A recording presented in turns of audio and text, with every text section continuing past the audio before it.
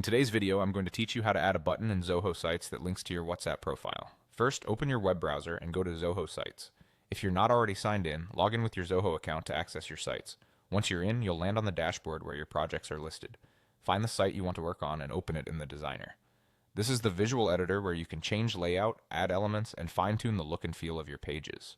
With your project open in the designer, navigate to the page and section where you want the button to appear.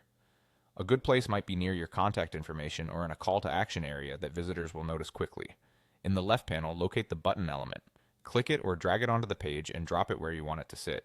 You can grab the edges or use the alignment tools to position it neatly so it looks intentional and consistent with your design.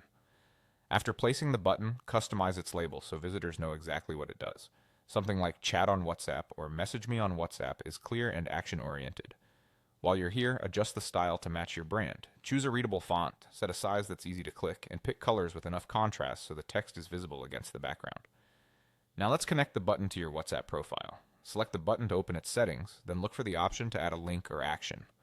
Choose Web URL as the link type. In the URL field, paste your WhatsApp link. Make sure you include the full address with the secure HTTPS prefix so browsers recognize it properly. If your link is long, double-check for typos and extra spaces before or after the URL to avoid broken links. If your design uses multiple pages or sections, keep the link consistent by reusing the same button label and style wherever it appears. Consistency helps visitors quickly understand how to contact you, and it keeps your site looking polished. Once the button is labeled, styled, and linked, take a moment to review the page visually. Confirm the button stands out, the text is easy to read, and the link you added is exactly the one you want people to use for WhatsApp. That's all you need to do inside the designer for this task.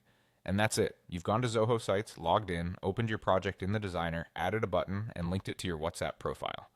Thanks for watching, and great job enhancing your site's contact options.